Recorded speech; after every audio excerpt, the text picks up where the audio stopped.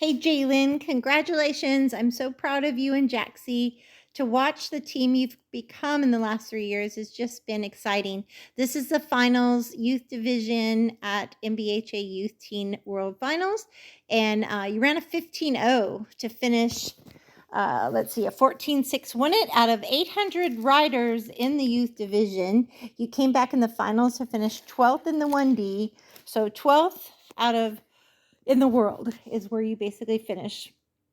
I just want to say, I met you when you came to a clinic here at my house in Keystone Heights, and you came back for a couple private lessons and another clinic in Lady Lake, I think. But your mom, you guys live in DeLand. She wanted to find you someone on the East Coast that you could get weekly lessons. And back then, you were Pee-wee running it like Helen, and Jaxie was just loping the pattern. And to watch the team you've become, you met Jenna Lee and started doing weekly lessons, and then she could help with tune-ups on your mare if she needed it for rate or finishing your turns. But 95% of this work has been you. You are the one who has this laser focus here when you go in there. You are the one with that connection to this horse. And your mom's done amazing taking you and hauling you to super shows and getting you guys seasoned. So you have a wonderful village from your vet, farrier, everybody that helps you with your horse. I've been blessed to be a part of your journey and watch you guys through my coaching you in these video critiques. But it's just been so fun to watch you. One of my favorite things about you as a youth rider is you ride confident, assertive, but you don't override. You don't lean. You're not heavy-handed. You don't butterfly kick. You ride smart. So you send her in, really, like I said, focus with a clear go cue. And then as you come in, your rein hands are in the middle of her neck and forward. Your body's forward. She's the kind of horse that you can send from the alleyway, but in the same token, you hear she's pumped up and ready to come in, but you're making her wait on you. You're sitting back and just keeping her between your hands. Wait, wait, wait. Then when you get her squared up and you pick your spot, then you give her that go cue. And you see your little ear focus on you. She totally listens to you. That's what I mean about your connection and teamwork. And as you get in the arena and you've got your position picked out for your arc, you're at the timer, you sat and you went to the horn just before the timer.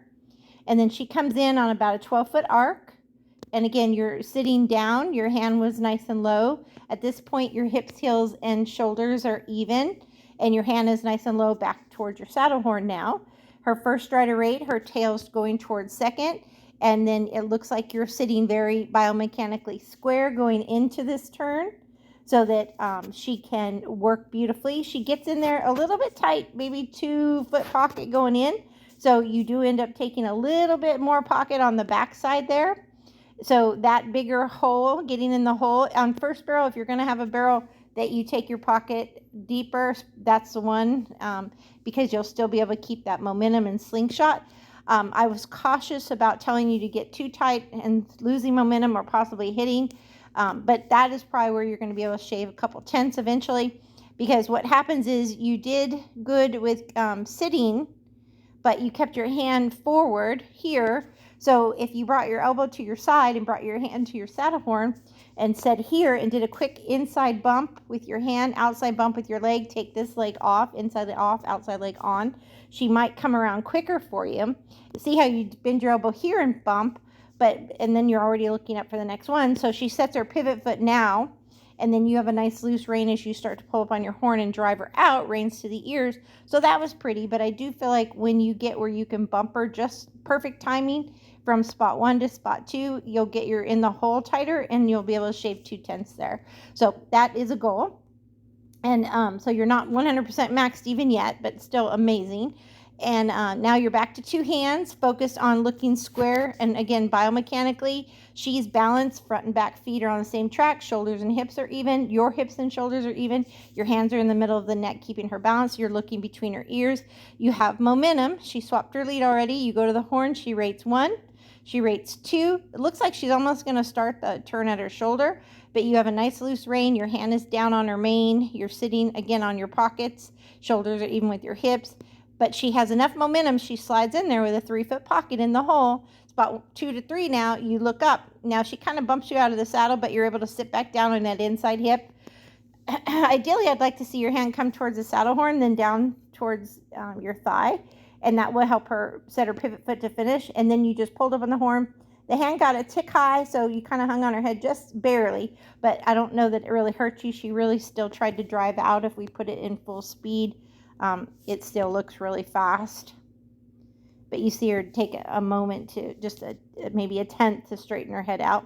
And then you get back to two hands and back to riding centered and balanced again. So everything is squared up. And then you go back to the horn. She's got a lot of momentum going. You sat really deep, so she responds and rates down as soon as you did that. So you're up hustling. And then right here, you sit, go to the horn. She rates 1. She rates 2, gets her shoulder a little closer to the barrel, her hip a little out, but on this barrel you have enough pocket. She gets to spot 2 perfectly. Looks like maybe 3 or 4 feet going in. Then you look up on the back side. She's able to set her pivot foot, gorgeous, right there between spot 2 and 3.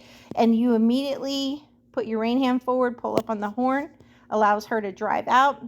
And then, like I said, you don't butterfly kick going home. You pull up on the horn, you go reins to the ears. You do little bumps with your feet, and then you're back to 2 hands, really focused looking down the alleyway. And it looks like she runs hard all the way to the timer. I don't know if you could bump her or if you even need to between the barrels and the timer, if she's giving you everything she's got from the barrel to the timer. But you know, that was still an amazing run, just a gorgeous run. And a 14.618, you ran a 15.0. You did phenomenal. To have 3 runs, you ran in 2 arenas. You ran in the Purdue with a 15.1, the Reeves with a 15.1, then came back in the finals in the Reeves for a 15.0. So just amazing. And like I said, 95% of this is you and your connection with your mare, your focus, your calm, centered riding. You just did a beautiful job. Your team that has helped you, you know, your mom, Jenna, my critiques, things like that, you know, your village of people that take care of your horse. But 95% of this comes down to what you do from the time that you warm her up and get in that holding pen and set her up in the alleyway and your game in the run. And I'm just so proud of you, and just seeing how far you've come in the last 3 years. Your hard work has paid off, and congratulations, and way to ride with heart. And just remember, every ride and run is a blessing. So congratulations and great job. Enjoy the journey.